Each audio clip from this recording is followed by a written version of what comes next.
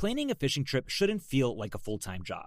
With FishingBooker.com, you can find and book the perfect fishing trip within minutes. FishingBooker.com connects you with trusted fishing captains around the world. Booking is fast, easy, and secure, with access to verified customer reviews, loyalty rewards, and around-the-clock customer support. Everything you need to book with confidence is in one place. So head to FishingBooker.com and start planning your next fishing adventure today. Planning a fishing trip shouldn't feel like a full-time job. With FishingBooker.com, you can find and book the perfect fishing trip within minutes.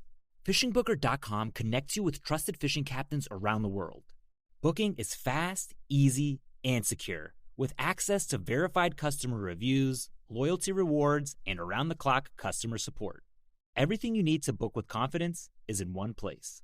So head to FishingBooker.com and start planning your next fishing adventure today.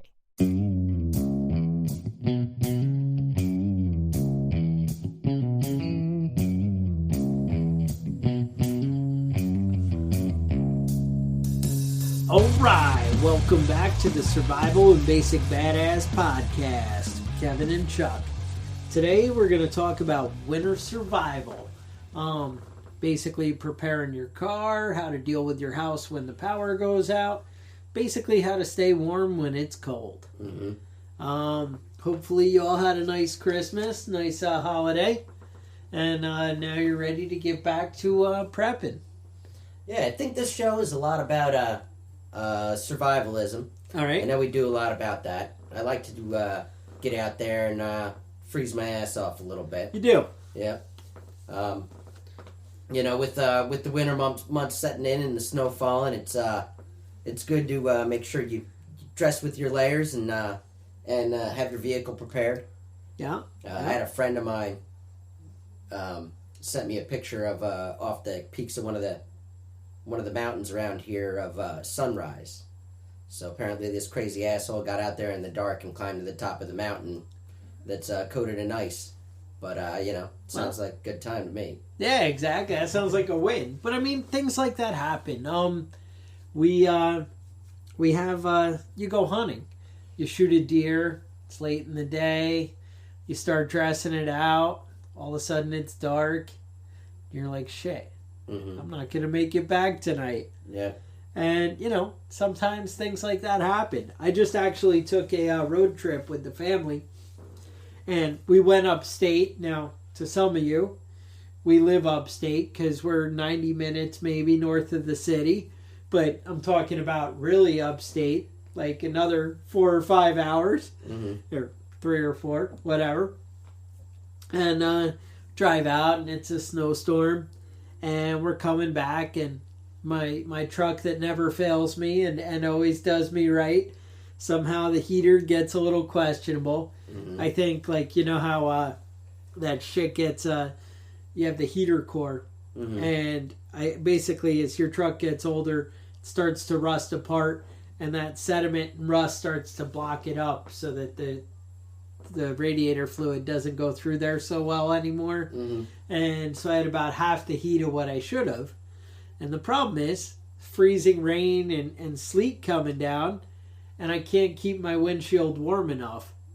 And my wipers are freezing up solid, mm-hmm. and a big pain in my ass. And I pull over at the rest area, and I get out, and there's black ice everywhere, and I'm slipping on my ass. Mm-hmm. And break up everything, and I had to take the kids' presents. I opened it up and took the cardboard box that, clothing comes in, mm-hmm. threw it on my radiator. It was like, well, if I freaking cook my radiator, it'll warm everything up. Yeah. Broke up the ice, another 5 miles of shit, and then everything cleared up, and it was nice. But my started point overheating your engine to keep you warm. You got to have your priorities. Right. But point is, the truckers do it, right? You always see the garbage trucks or the whatever with the big cardboard on the grill. Mm-hmm. Anyway, so my point is, you never know when something's going to turn to shit. Mm-hmm. It doesn't take a lot for things to just right. turn bad. And cold is a killer. It is. It's not a pleasant way to go. It's not a pleasant experience when you just have to, suffer through it. No. Hypothermia is not pleasant. Eventually you go numb. It Yeah. kind of burns for a while, though. It kind of sucks. They're You like, know oh, the burning is good. It's when you don't feel the burning. Yeah, I was just reading an article. Snowfalls in the Sahara. Yeah. First time in 37 years snow I heard fell in that. the desert there. I did hear that. Yeah, so it's happening everywhere, man. Global warming. Global warming. All Now, right. you lose your body heat 5 major ways. All right. Breathing, respiration, you got your hot air going out, cold air coming in. Radiation, just the heat that's escaping your body Okay. from your skin. Perspiration. When you get working, you have to be careful of that in the snow and the cold. All right. Yeah. You know, you get out there and you're hiking and you're moving and you start to It's sweat. your body and then sweating you to take cool a you break, down. and then you're that's freezing. it, man. So don't take a break, is what you're telling Don't take a break. All Don't right. sweat though. Oh. You can take a break if you haven't started sweating yet, or if you're just starting to break a sweat. Maybe it's time to slow things down. Conduction. That's when you touch cold things. You know, when you're out there touching cold metal and you're out there trying to cut cardboard and fit it on your radiator out in the cold. And convection. That's basically wind chill, is what that is. Wind chill can really cut through you. I know if you've ever been out in the cold, freezing your ass off and the wind picks up, it's miserable, you know? So it's good to have one of your layers be something that helps stop the wind flow. You know, breathable cotton is not great as an outer layer. You know, I did see, I don't know if I mentioned this last week, and then I'm an asshole if I'm repeating myself, but I saw a Walmart ad. Now, mind you, somebody put it up on Facebook. There is a chance that it's not an official Walmart ad, but it did say, due to the colder weather, you might want to double up on pajama bottoms. And that's just good advice right there. Good. I know when you're wearing the sweatpants or something like that, which I don't wear sweatpants out in public unless I'm running. I don't know. Yeah, but no, I have friends that do that, and I look down on them. And I'm like, what? Distastefully. But the wind cuts through, and you freeze your ass off. Yeah. So I have to say you're right on point with, you know, the breathable cotton. Yeah. Is not a win if it's your only layer. Now, if it's your inside layer, right, it's a good insulator, but it's not a great outer layer. Going to help you with the outer layer, and you need something that's going to protect you from the wind. And I'm a big proponent of wool socks. I got wool socks for Christmas. I buy wool socks when I'm out. I wear them almost every day when it's cold weather like this. I think wool socks are right. Now, 2 ways your body produces heat. Movement is one. All right. You know, if you're freezing, don't lay down. Keep your body moving. Keep things going. And the other way your body produces heat is metabolizing food. Calories are also great for when you're moving. Don't be afraid. If you're out in the cold, don't be afraid to eat a candy bar. You know, sugar, that sort of stuff there's nothing wrong with that when you're out there and your body's trying to keep your body warm. So load up on that sort of stuff if you got it available. Now, have you ever had frostbite? I think I have had frostbite. Now, what I'm told is, or are you going to give me a description? No, go ahead. What I'm told is that the blood vessels are freezing. And it's hurting both when they freeze and the blood vessels might burst, or also when they freeze and expand, and then when they thaw, you end up getting I think the intense pain. Most frostbite starts as freezing between layers of skin. Okay. And starts that way, separating your skin. Basically, what's happening is the moisture is crystallizing and pulling your skin apart, and then it starts working into, further and further in. If you want to go online and look up pictures of frostbite, I recommend no. I've already done it. And I've done it for you. You don't have There's to some look things that you can't unsee. Yeah. I only had a small patch of frostbite on one of my toes one time. Okay. And it was unpleasant. It's unpleasant. It's an unpleasant thing to do, and it's not, it's not pleasant to look at. Your body, yeah. It is damaging. So here's some frostbite ideas here. don't rub the area. If you've got frostbite and it's already started, Too you're late. just going to do more damage. Don't thaw out or try and warm up frostbite if there's a possibility of it getting frozen again. Because the freezing and unfreezing and freezing... It's worse? That's worse. All right. That's worse. Don't walk on frostbitten feet if you can help it. But if your choice is thaw it out and walk and then risk freezing it again, fuck it. Just walk on that.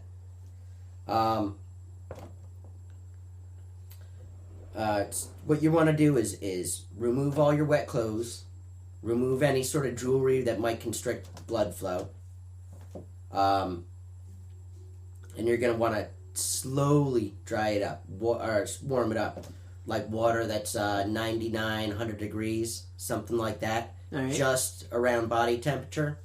You want to take it slow. You don't want to overdo it. No. All right. Now, actually, one of the things that I had read was if you take your little finger and your opposing thumb and you try and touch them together, if you can accurately line it up and hit them, you're doing all right. If you're having trouble with that, that means that the circulation in your hand and your fingers have already kind of gone away. Mm-hmm. And that's a sure sign that you're pretty much fucked. Right. In case you didn't know. Because you were like, shit, I'm out here. I don't know what to do. And yeah, I'm fucked. Yep. And it's easy, when hypothermia sets in, it's easy to get confused. All right. You know, your brain is not working the way it's supposed to be. The blood is focusing on the internal organs, and you start making stupid decisions. I did see an article in Field and Stream. It was actually on their online stuff. And it said, according to research coordinators in southwestern Montana, those who perish in the woods have a remarkably similar pattern of behavior. Mm-hmm. It says hunters lose the trail, then invariably climb to try and gain a vantage point. Still unsure, they meander in corkscrew patterns, turning in circles before panicking and plunging blindly downhill, discarding rifles, packs, and even clothing in their haste. When searchers find them, the victims are sometimes in their underwear, face down in the snow. Mm-hmm. Most, even before disrobing, were ill-prepared. Yeah. Well, This is a pattern that reoccurs. the last period of hypothermia before death is your body panics, and it sends the blood out to the outside of your skin. And then you're and hot. all of a sudden you feel hot, even though your body temperature has dropped. All right. And so you start pulling clothes off. If you ever get the urge to yank your clothes off And when lay you're down freezing naked your in the ass snow. off, yeah, don't do that. That's not a right. bad idea. All right. So I like that, see, I'm tying it together. You see how I was able to fit that in there? You like that? Now, another one of the things that a lot of people don't notice is dehydration. Yes. That happens, just as easily out in the cold as it does in the heat. My chickens will agree with you. Mm-hmm. But also because their water keeps freezing and I don't really want to go change it. You got to get one of those heating pans, man. I have a neighbor up the street was just telling me he's got this heating pan for his the water for the random cats that roam through his yard. Oh, what a clown. So you need to keep hydrated. Keep drinking your water. You end up with headaches and confusion, that sort of thing. You need to keep the water going, even though you don't feel like you're sweating. Now, let's talk about cold weather sleeping. Ooh, not to butt? When you're out in the... Not to butt? Well, I mean, hey, listen. Different strokes, man. Different strokes. Some people would rather freeze. That's all right. I respect that decision. All right. But you want to, if you're outdoors, I've done quite a few trips out, sleeping out in the woods after a snowstorm or in a snowstorm or in an ice storm. Right. You're going to want to make sure you have a barrier between you and the ground. Because that's the insulation, conductive, how you're going to lose a lot of conductive heat. That's, you're going to want to, if you don't have anything else, you can use pine branches and put them between you and the snow. It's a good time to break out the tarp. A lot of the things. Pine branches, the pitch from the trees. Yeah, it helps. Now it's good to keep. I like to keep those warm packs. You know what I'm talking about? You take them out of the package, shake them up, they heat up. Yep. They don't do so great if you like stick them in your sock and go to sleep because they need air to keep moving. But they're better than nothing. You know, good quality sleeping bag. If you're going to be out in that sort of weather, that's mandatory. You want to have some sort of a tent too. You know, obviously you don't want snow falling on you while you're sleeping. That's ideal, but remember, That's as we learned from Star Wars, you may have to cut an animal open and climb inside. Yep. That's why It's I like always to have an fat option. friends. You know, you want to cut that moose because obviously you got that moose right there. You can't find your way back home, but damn if you can't shoot a moose. Yep. I'll tell you what, though, before you climb in your sleeping bag, make sure you take a piss, because you're not going to be happy that you're in there for a half hour and realize you got to take a piss and you got to get out of that warm sleeping bag. Not a pleasant experience. Now, that's most of what I got here. Right. As far as dressing properly, knowing how to build a shelter. Knowing how to start a fire. We've done a show about that. Starting a fire. Those are all important things. Tinder, lighter, dry kindling. These things are important. And don't be an asshole.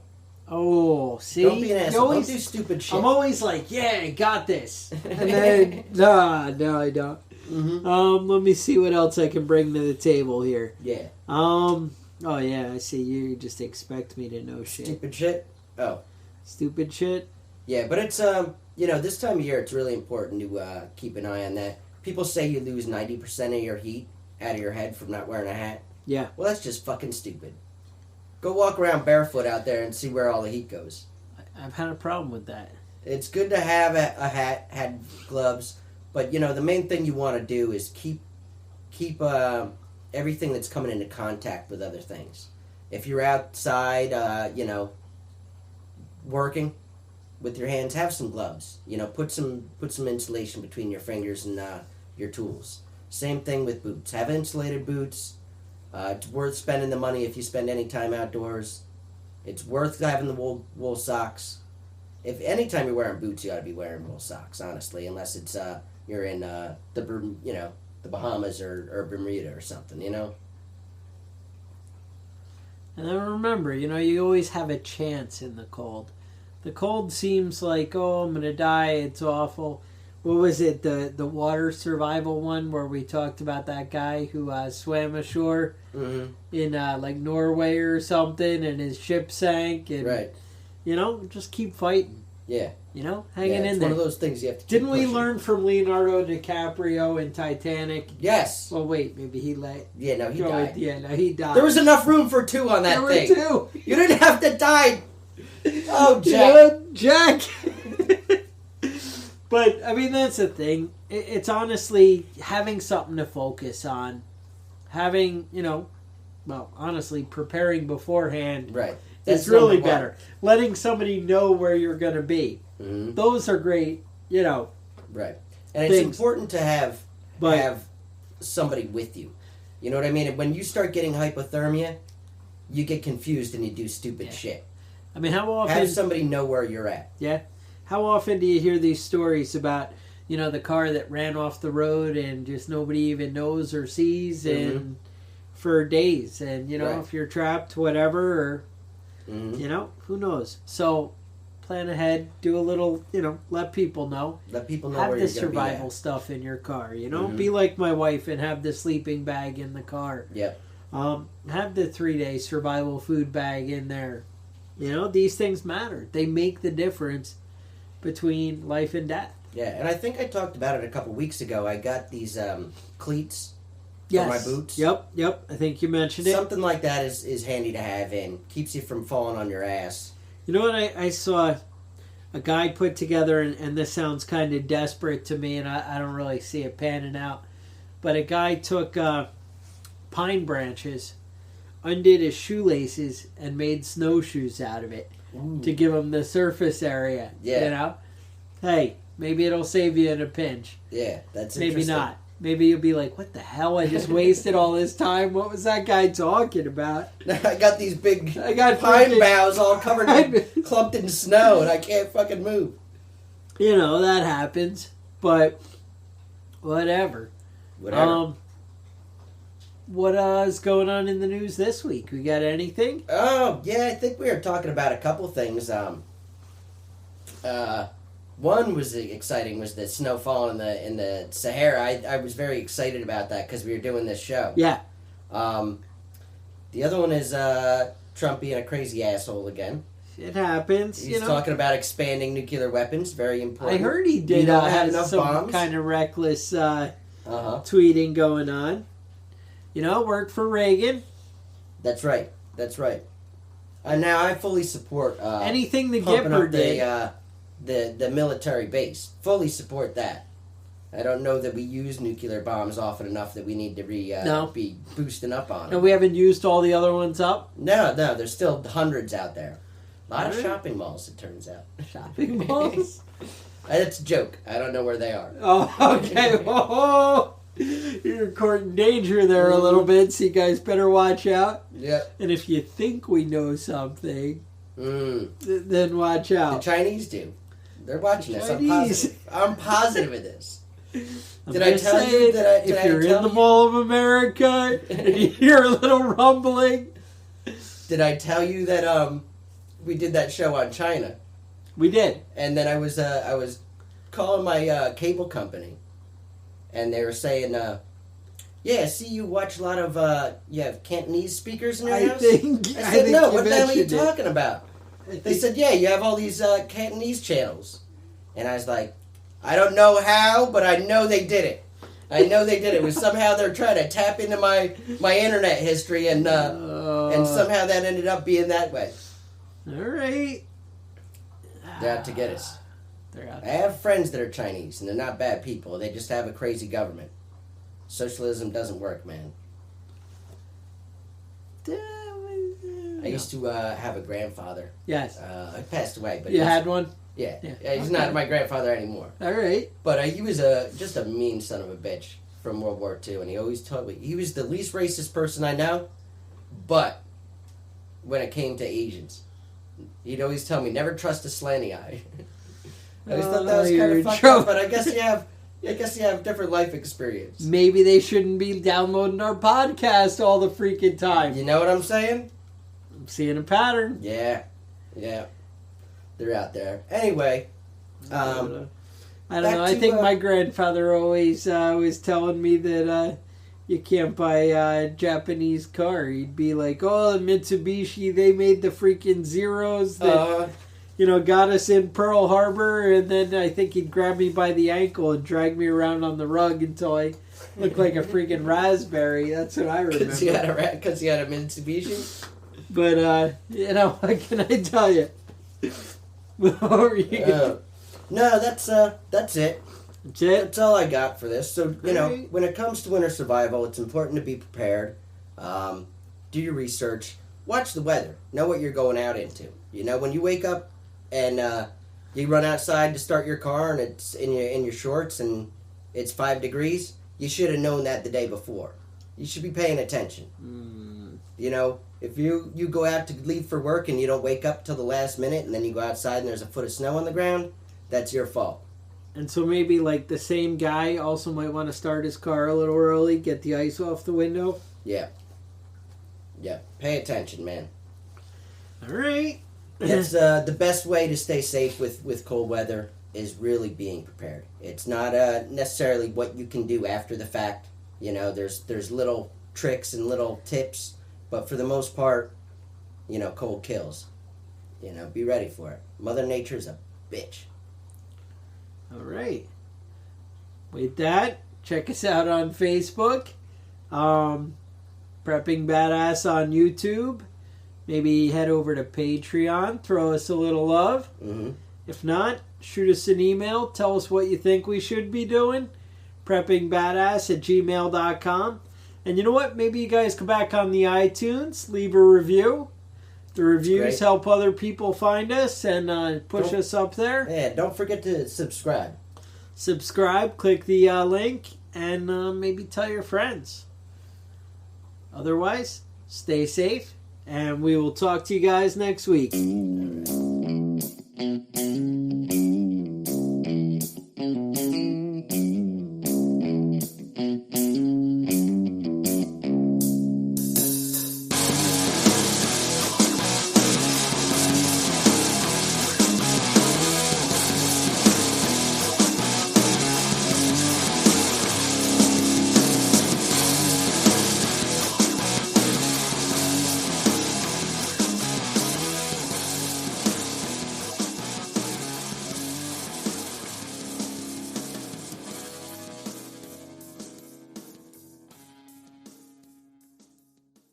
Planning a fishing trip shouldn't feel like a full-time job. With FishingBooker.com, you can find and book the perfect fishing trip within minutes. FishingBooker.com connects you with trusted fishing captains around the world. Booking is fast, easy, and secure, with access to verified customer reviews, loyalty rewards, and around-the-clock customer support. Everything you need to book with confidence is in one place. So head to FishingBooker.com and start planning your next fishing adventure today. Planning a fishing trip shouldn't feel like a full-time job. With FishingBooker.com, you can find and book the perfect fishing trip within minutes. FishingBooker.com connects you with trusted fishing captains around the world.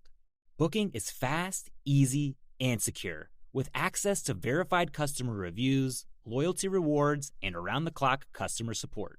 Everything you need to book with confidence is in one place. So head to FishingBooker.com and start planning your next fishing adventure today.